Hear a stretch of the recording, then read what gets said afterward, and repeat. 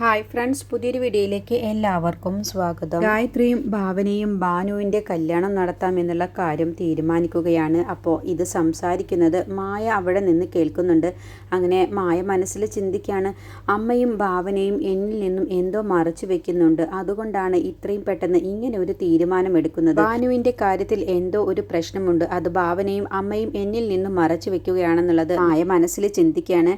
അങ്ങനെ ഭാവന സൂര്യയ്ക്ക് ഫോൺ വിളിക്കാൻ വേണ്ടി പുറത്തേക്ക് പോവുകയാണ് കേട്ടോ. എന്നിട്ട് സൂര്യയോട് സംസാരിക്കുകയാണ്. ആ സമയത്ത് സൂര്യ ഞാൻ എത്രയും പെട്ടെന്ന് വീട്ടിലെത്താമെന്ന് പറഞ്ഞ് ഫോൺ വെക്കുകയാണ് കേട്ടോ. അപ്പോഴത്തേക്കും മായ ചെല്ലുകയാണ്. എന്നിട്ട് മായ ചോദിക്കുകയാണ്, ഭാനുവിൻ്റെ കാര്യത്തിൽ നിങ്ങൾ എന്താണ് തീരുമാനമെടുക്കുന്നത് എന്ന് ചോദിക്കുമ്പോൾ ഭാനുവിൻ്റെ ആഗ്രഹം പോലെ തന്നെ ഈ കല്യാണം നടന്നോട്ടെ, ജയേഷുമായി അവൾ പ്രണയത്തിലല്ലേ, അപ്പോൾ ഇനിയിപ്പോൾ നമ്മളായിട്ട് തടസ്സം നിൽക്കണ്ട, ഈ വിവാഹം അങ്ങ് നടത്താമെന്ന് തീരുമാനിച്ചു, അമ്മയെ കൊണ്ടും ഞാൻ സമ്മതിപ്പിച്ചിട്ടുണ്ട് എന്ന് പറയാം. അപ്പോൾ മായ ചോദിക്കുകയാണ്, അല്ല മോഹൻ അമ്മാവൻ പറഞ്ഞ ഡിമാൻഡുകളൊക്കെ അപ്പോൾ അംഗീകരിക്കേണ്ടി വരില്ലേ എന്ന് ചോദിക്കുമ്പോൾ, അത് നമുക്ക് മോഹൻ അമ്മാവനുമായിട്ട് ഒന്നുകൂടി സംസാരിച്ചാൽ തീരാവുന്നതല്ലേ ഉള്ളൂ, വിട്ടുവീഴ്ച എല്ലാവരും ചെയ്യുമല്ലോ എന്നൊക്കെ ഇങ്ങനെ ഭാവന പറയുമ്പോൾ, അല്ല സേതുവേട്ടൻ ഇതൊക്കെ അറിഞ്ഞാൽ നിനക്ക് സമ്മതിക്കുമെന്ന് നിനക്ക് തോന്നുന്നുണ്ടോ? നീ തന്നെയല്ലേ പറയാറുള്ളത് സ്ത്രീധനത്തിനെ കുറിച്ച്, ഇവരൊക്കെ സ്ത്രീധനമാണോ ആഗ്രഹിക്കുന്നത് അതോ കല്യാണം കഴിക്കാൻ പോകുന്ന അവരുടെ ഭാര്യമാരെയാണോ എന്നൊക്കെ നീ പലതവണ പറഞ്ഞിട്ടുള്ളതല്ലേ. നിനക്ക് ഇതൊന്നും ഇഷ്ടമില്ലാത്ത കാര്യമാണല്ലോ. ഇങ്ങനെയുള്ള പയ്യന്മാർക്ക് ഒരിക്കലും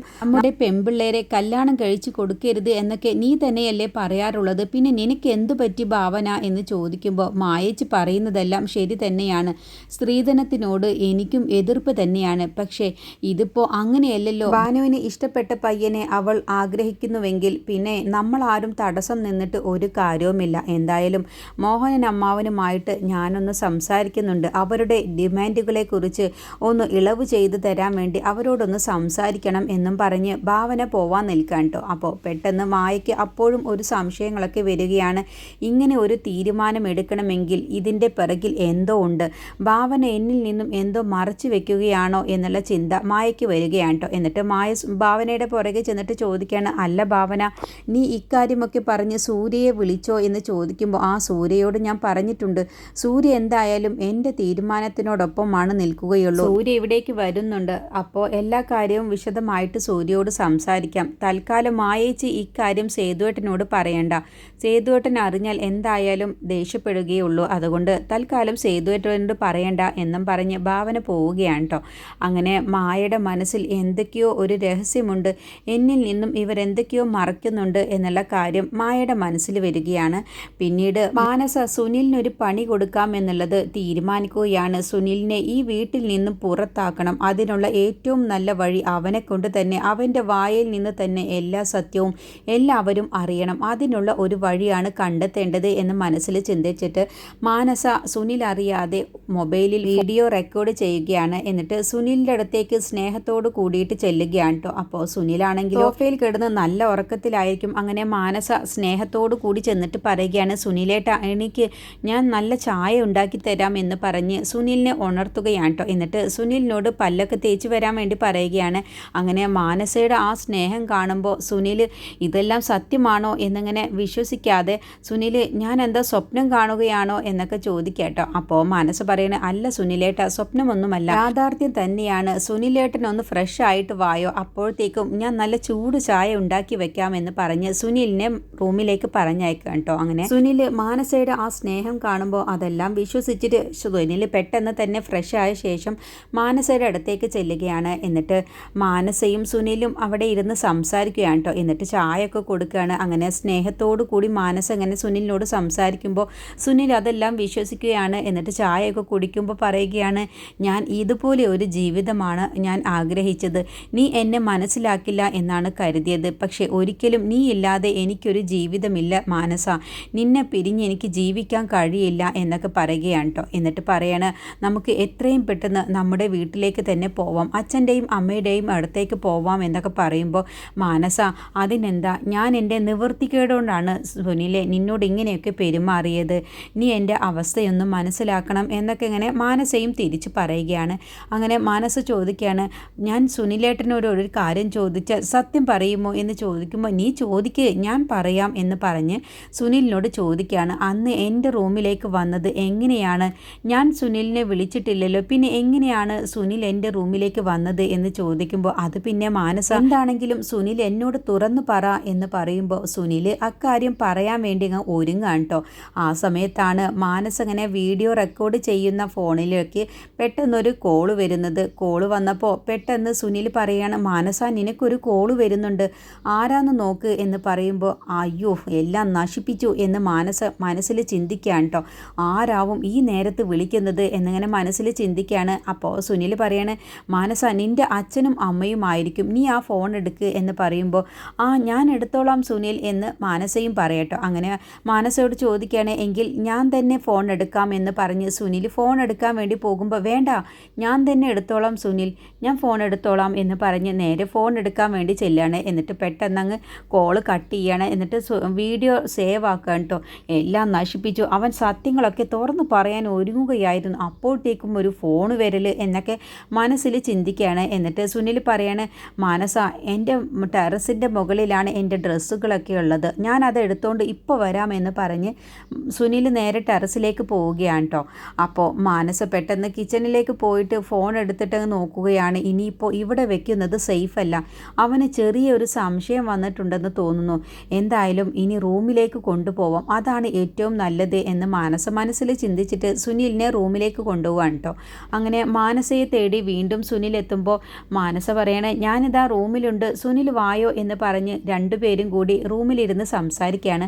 അപ്പോൾ വീണ്ടും മാനസ ഫോൺ റെക്കോർഡാക്കി വെച്ചിട്ടുണ്ടാവും കേട്ടോ. അപ്പോൾ സുനിൽ ഇതൊന്നും അറിയാതെ മാനസയോട് സംസാരിക്കാൻ ഒരുങ്ങാണ്. അപ്പോൾ സുനിൽ പറയാണ്, മാനസ എൻ്റെ ചായ താഴെ ഇരിക്കുകയാണ്, അതൊന്ന് കൊണ്ടുപോയോ, ഇല്ല എന്നുണ്ടെങ്കിൽ എനിക്ക് ഭയങ്കര തലവേദനയാണ്, ഞാൻ ചായ എടുത്തിട്ട് വരാം എന്ന് പറയുമ്പോൾ മാനസ പറയണേ, സുനിലേട്ടനൊന്നും പോവേണ്ട, ഞാൻ തന്നെ ചായ എടുത്തുകൊണ്ട് വരാം, സുനിലേട്ടൻ ഇവിടെ ഇരിക്കുക എന്ന് പറഞ്ഞ് മാനസ തന്നെ ചായ എടുക്കാൻ വേണ്ടി താഴേക്ക് പോവുകയാണ് കേട്ടോ. ആ ഒരു ഗ്യാപ്പിൽ തന്നെ സുനിൽ ഈ വീഡിയോ ഓൺ ആക്കിയത് മാനസ ഇങ്ങനെ ഒരു ചതി ചെയ്യുന്നുണ്ട് എന്നുള്ളത് സുനിലിന് മനസ്സിലായതുകൊണ്ട് തന്നെ സുനിൽ അവിടെ ഒരു തരികിട ഒപ്പിച്ചിട്ടുണ്ടാവും കേട്ടോ. അപ്പോൾ ഇക്കാര്യമൊന്നും അറിയാതെ മാനസ ചായയുമായിട്ട് വരികയാണ്. എന്നിട്ട് സുനിലിൻ്റെ അടുത്തിരുന്ന് സംസാരിക്കുകയാണ് കേട്ടോ. എന്നിട്ട് അവർ രണ്ടുപേരും കൂടി നല്ല സ്നേഹത്തിൽ സംസാരിക്കുകയാണ്. അങ്ങനെ സുനിൽ മാനസയെ ചേർത്ത് പിടിച്ചുകൊണ്ട് സംസാരിക്കുമ്പോൾ ഈ ഒരു നിമിഷത്തിന് വേണ്ടി മാനസ ഞാൻ എത്ര ആഗ്രഹിച്ചിരുന്നു എന്നൊക്കെ ഇങ്ങനെ മാനസയോട് സംസാരിക്കുമ്പോൾ ഞാൻ എൻ്റെ നിവൃത്തികേട് കൊണ്ടാണ് സുനിലേട്ടാ ഞാൻ ഇങ്ങനെയൊക്കെ സംസാരിച്ചത്, എൻ്റെ അവസ്ഥയൊന്ന് മനസ്സിലാക്കണം എന്നൊക്കെ മാനസയും തിരിച്ചു പറയാൻ കേട്ടോ. എന്നിട്ട് മാനസ പതിയെ സുനിലിനെ കൊണ്ട് സത്യങ്ങളൊക്കെ പറയിപ്പിക്കാൻ ഒരുങ്ങാൻ കേട്ടോ. എന്നിട്ട് ചോദിക്കുകയാണ്, സുനിലേട്ടൻ എൻ്റെ റൂമിലേക്ക് എങ്ങനെയാണ് കയറിയത്, ഞാനല്ലല്ലോ സുനിലേട്ടനെ എൻ്റെ റൂമിലേക്ക് വിളിച്ചത്, പിന്നെ എന്താണ് ഉണ്ടായത് എന്ന് ചോദിക്കുമ്പോൾ സുനിൽ പറയണ, അത് നീ തന്നെയാണ് എനിക്ക് കതക് തുറന്നു തന്നത് എന്ന് പറയും. ഞാനെപ്പോ എന്ന് ചോദിക്കുമ്പോൾ നിനക്കൊരു കോള് വന്ന സമയത്ത് നീ പുറത്ത് നിന്ന് സംസാരിക്കുമ്പോൾ നീ തന്നെയല്ലേ കതക് തുറന്നിട്ട് പോയത്, ആ ഒരു ഗ്യാപ്പിലാണ് ഞാൻ നിൻ്റെ റൂമിലേക്ക് കയറിയതും പിന്നീട് ഞാൻ ഒളിച്ചിരുന്നതും എന്ന് പറയുമ്പോൾ മാനസ് തന്നെ അങ്ങ് അതിശയിക്കുകയാണ് കേട്ടോ. എന്നിട്ട് മാനസ് പറയണ, അത് ശരി, അപ്പോൾ അങ്ങനെ ഒരു ചതി എന്നോട് ചെയ്തതാണല്ലേ എന്ന് പറയുമ്പോൾ നീ അങ്ങനെയല്ലേ മാനസ എന്നോട് പെരുമാറുന്നത്, പിന്നെ ഞാൻ എന്ത് ചെയ്യാനാണ്, നീ ഇല്ലാതെ എനിക്ക് ഒരു നിമിഷം പോലും ജീവിക്കാൻ കഴിയില്ല, അതുകൊണ്ടാണ് എന്നൊക്കെ പറയുമ്പോൾ പിന്നെ സുനിലേട്ട എൻ്റെ സാഹചര്യം കൊണ്ടാണ് ഞാൻ അങ്ങനെയൊക്കെ പെരുമാറുന്നത്, എനിക്ക് സുനിലേട്ടൻ്റെ അവസ്ഥ മനസ്സിലാകുന്നുണ്ട്, എത്രയും പെട്ടെന്ന് ഇതിനൊരു തീരുമാനം ഞാൻ ഉണ്ടാക്കിക്കോളാം എന്നൊക്കെ പറഞ്ഞ് അവർ രണ്ടുപേരും സ്നേഹത്തോട് കൂടിയിട്ടാണ് കേട്ടോ പിരിയുന്നത്. അപ്പോൾ മാനസയാണെങ്കിലും എടാ സുനിലെ, ഇന്നത്തോടു കൂടി നിന്നെ ഇവിടെ നിന്ന് ഞാൻ പറഞ്ഞയച്ചിരിക്കും, നീ എൻ്റെ റൂമിലേക്ക് ഞാൻ വിളിച്ചിട്ടല്ല കയറിയത് എന്നുള്ളത് നിൻ്റെ നാവ് കൊണ്ട് തന്നെ എല്ലാവരും അറിയണം, അതിന് വേണ്ടിയിട്ടാടാ ഞാൻ നിന്നോടിപ്പോൾ ഇങ്ങനെയൊക്കെ സ്നേഹം അഭിനയിച്ചത് എന്നൊക്കെ മാനസ ചിന്തിക്കാൻ കേട്ടോ. അങ്ങനെ മാനസ പെട്ടെന്ന് തന്നെ ജയനിർമ്മലയോടും ദേവനോടും ഒക്കെ വീട്ടിലേക്ക് വരാൻ വേണ്ടി പറയുകയാണ്. അവരൊക്കെ പുറത്തു പോയിട്ടുണ്ടാവും. ആ സമയത്ത് ഫോൺ വിളിച്ച് അവരെയൊക്കെ വിളിച്ചു വരുത്തുകയാണ്. അങ്ങനെ പ്രസീതയും അജയനും ഒക്കെ എത്തിയിട്ടുണ്ടാവും കേട്ടോ. സൂര്യയും എത്തിയിട്ടുണ്ടാവും വീട്ടിൽ. അങ്ങനെ മാനസയെ കണ്ടപ്പോൾ എന്താണ് മാനസ മോളെ, എന്തിനാണ് നീ ഞങ്ങളോട് പെട്ടെന്ന് വരാൻ പറഞ്ഞത് എന്ന് ജയനിർമ്മല ചോദിക്കുമ്പോൾ നിനക്ക് എന്തെങ്കിലും കുഴപ്പമുണ്ടോ എന്നൊക്കെ ചോദിക്കുമ്പോൾ ഇല്ല ആൻറ്റി, എനിക്കൊരു കുഴപ്പവുമില്ല, എനിക്ക് ആൻറ്റിയോട് എൻ്റെ നിരപരാധിത്വം തെളിയിക്കാൻ വേണ്ടിയിട്ടാണ്, അതിനുള്ള ഒരു അവസരമാണ് എനിക്ക് കിട്ടിയിട്ടുള്ളത്, ഈ സുനിൽ ആരാണെന്നുള്ളത് നിങ്ങളെയൊക്കെ എല്ലാവരെയും വിശ്വസിപ്പിക്കണം, അതിന് വേണ്ടിയിട്ടാണ് ഞാൻ നിങ്ങളോടൊക്കെ പെട്ടെന്ന് വരാൻ പറഞ്ഞത് എന്നും പറഞ്ഞ് ആ ഫോൺ എടുത്ത് സുനിൽ പറഞ്ഞ എല്ലാ കാര്യങ്ങളും കേൾപ്പിക്കാനും അത് കാണിക്കാനും വേണ്ടി മാനസ ഫോൺ എടുത്ത് അത് ടിവിയിലേക്ക് കണക്ട് ചെയ്യുകയാണ് കേട്ടോ. എന്നിട്ട് സുനിലാകെ അന്തം വിട്ട് നിൽക്കുകയാണ്. അപ്പോൾ മാനസ പറയണേ, ഈ സുനിലിൻ്റെ ചതി നിങ്ങളെ എല്ലാവരെയും മനസ്സിലാക്കി തരാൻ വേണ്ടിയിട്ടാണ് ഞാൻ നിങ്ങളോട് എല്ലാവരോടും പെട്ടെന്ന് വരാൻ പറഞ്ഞത് എന്നും പറഞ്ഞ് വീഡിയോ വീഡിയോ ഓൺ ആക്കാൻ ഒരുങ്ങുകയാണ്. അടുത്ത എപ്പിസോഡിൽ മാനസ വീഡിയോ ഓൺ ആക്കുകയാണ് കേട്ടോ. എന്നിട്ട് മാനസ റെക്കോർഡ് ചെയ്തതെല്ലാം തന്നെ എല്ലാവരും കണ്ടുകൊണ്ട് നിൽക്കുകയാണ് ടി വിയിൽ. അങ്ങനെ സുനിലും മാനസയും കൂടി സംസാരിക്കുന്നതും ഇരിക്കുന്നതും എല്ലാം തന്നെ വീഡിയോ ആയിട്ട് അവരൊക്കെ കാണുകയാണ് കേട്ടോ. അപ്പോൾ മാനസയോട് സുനിൽ ആ സത്യം പറയുന്ന ആ ഭാഗം മാത്രം മ്യൂട്ടായി പോവുകയാണ് കേട്ടോ. അപ്പോൾ സൗണ്ട് ഒന്നും തന്നെ അതിൽ കേൾക്കുന്നില്ല. അപ്പോൾ മാനസ തന്നെ അങ്ങ് ഞെട്ടിപ്പോവുകയാണ് കേട്ടോ. ഇവൻ ഈ സത്യം പറയുന്ന ഭാഗം മാത്രം എന്താണ് സൗണ്ട് വരാത്തത് എന്നൊക്കെ മാനസ ഒരുപാട് വോളിയം കൂട്ടാനൊക്കെ നോക്കുകയാണ്. അപ്പോൾ മാനസയെ നോക്കിയിട്ട് പുഞ്ചിരിച്ചുകൊണ്ട് സുനിൽ ഇങ്ങനെ, എന്നോടാണോടി നിൻ്റെ കളി, നീ എന്നെ ചതിക്കാൻ ഒരുങ്ങുകയാണെന്നുള്ളത് എനിക്ക് മനസ്സിലായിട്ട് തന്നെയാണ് നിനക്ക് ഞാനൊരു 8ൻ്റെ പണി തന്നത് എന്ന് മാനസയെക്കുറിച്ച് സുനിൽ ചിന്തിക്കാൻ കേട്ടോ. അപ്പോൾ മാനസ സുനിലിനെ തന്നെ നോക്കുകയാണ്. ഇതെന്താ ആൻറ്റി സൗണ്ട് വരുന്നില്ലല്ലോ എന്നൊക്കെ ജയനിർമ്മലയോട് പറയും. അവരെല്ലാവരും മാനസയെ തെറ്റിദ്ധരിക്കുകയാണ് കേട്ടോ. മാനസയും സുനിലും കൂടുതൽ സ്നേഹത്തിലാണെന്നുള്ളതാണ് അവർക്കൊക്കെ മനസ്സിലാകുന്നത്. കാരണം ആ വീഡിയോയിൽ അവർ ശരിക്കും ഭാര്യയും ഭർത്താവും ജീവിക്കുന്നത് പോലെ നല്ല സ്നേഹത്തോടു കൂടി ചേർന്നിരിക്കുന്നതും സന്തോഷത്തോടു കൂടി സംസാരിക്കുന്നതും ചായ കൊടുക്കുന്നതൊക്കെ കാണുന്ന സമയത്ത് എല്ലാവർക്കും മനസ്സിലാവുകയാണ് മാനസയും സുനിലും തമ്മിൽ ഇഷ്ടത്തിൽ തന്നെയാണെന്നാണ് കേട്ടോ അവരൊക്കെ ആ നിമിഷം ചിന്തിക്കുന്നത്. അപ്പോൾ മാനസ പറയാണ്, ആൻറ്റി എന്നെ ഒന്ന് വിശ്വസിക്ക്, ഞാൻ സത്യം ഇവനെ കൊണ്ട് പറയിപ്പിക്കാൻ വേണ്ടിയിട്ടാണ് ഇങ്ങനെയൊക്കെ ചെയ്തത്. പക്ഷെ ആ ഭാഗത്തെ സൗണ്ട് മാത്രം കേൾക്കുന്നില്ല, ഇതെന്താ പറ്റിയത് എന്ന് എനിക്കറിയില്ല ആൻറ്റി, എന്നെ ഒന്ന് വിശ്വസിക്കുക എന്ന് പറയുമ്പോൾ ആരും പിന്നെ ഒന്നും വിശ്വസിക്കാതെ മാനസയോട് ഒരക്ഷരം പോലും പറയാതെ ജയനിർമ്മലയും ദേവനും ജയയും അജയനും പ്രസീതയും സൂര്യയൊക്കെ അകത്തേക്ക് പോവുകയാണ് കേട്ടോ. അപ്പോൾ മാനസ ചിന്തിക്കാണ്, ഇതിപ്പോൾ എന്താണ് ഉണ്ടായത്? ഇവനെ പുറത്താക്കാൻ വേണ്ടി ഇവനെ കൊണ്ട് തന്നെ സത്യം പറയിപ്പിച്ചിട്ട് ഇപ്പോൾ ഞാൻ തന്നെയാണ് കുരുങ്ങിയത്. ഞാനും അവനും കൂടുതൽ പ്രണയിക്കുകയാണെന്നാണല്ലോ ഈ വീഡിയോ കണ്ടപ്പോൾ അവർക്കൊക്കെ തോന്നിയിട്ടുണ്ടാവുക എന്നൊക്കെ മാനസ ദേഷ്യത്തിൽ ഇങ്ങനെ ചിന്തിക്കാൻ കേട്ടോ. അങ്ങനെ സുനിൽ ചെന്നിട്ട് പറയാണ്, നീ എന്ത് കരുതി എന്നെക്കുറിച്ച്? നീ എന്നോട് പതിവില്ലാതെ സ്നേഹം അഭിനയിച്ചപ്പോഴേ എനിക്ക് തോന്നി ഇനി എനിക്ക് എന്തോ ഒരു പണി തരാനാണെന്ന്. അപ്പോൾ എനിക്ക് മനസ്സിലായത് കൊണ്ട് തന്നെയാണ് നീ ഫോണിൽ വീഡിയോ റെക്കോർഡ് ആക്കി വെച്ചിട്ടുണ്ട് എന്നുള്ളത് മനസ്സിലാക്കിയത് കൊണ്ട് തന്നെയാണ് നിനക്കൊരു 8ൻ്റെ പണി തരാമെന്ന് മനസ്സിൽ തീരുമാനിച്ചത് എന്ന് പറയട്ടോ. അങ്ങനെ സുനിലിനെ അവിടെ നിന്ന് പറഞ്ഞയക്കാൻ വേണ്ടി മാനസ ഒരുങ്ങിയപ്പോൾ മാനസ തന്നെയാണ് ആ കുരുക്കിൽ വീഴുന്നത്. പിന്നീട് സൂര്യ ഗായത്രിയുടെ വീട്ടിലെത്തിയ ശേഷം ഭാവനയും ഗായത്രിയും സേതുവും മായയൊക്കെ കൂടി സംസാരിക്കുമ്പോൾ ഭാനുവിൻ്റെ കല്യാണക്കാര്യം അവർ പറയുന്നത് പോലെ തന്നെ എല്ലാ ഡിമാൻഡുകളും അംഗീകരിച്ച് നമുക്ക് നടത്താമെന്ന് പറയട്ടോ. അപ്പോൾ സേതു എതിർക്കുകയാണ്.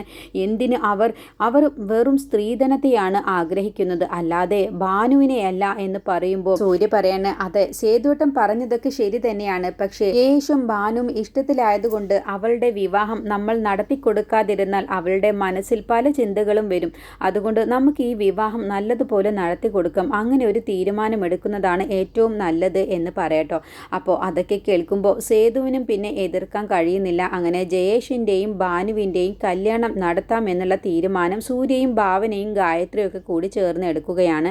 അങ്ങനെ മോഹനനെ കാണാൻ വേണ്ടി സൂര്യയും ഭാവനയും കൂടി ഇനി പോവാൻ ഒരുങ്ങുകയാണ്. അവരുടെ ഡിമാൻഡിൽ എന്തെങ്കിലും ഇളവ് ചെയ്തു തരണം എന്നുള്ള കാര്യം പറയാൻ വേണ്ടിയിട്ട്.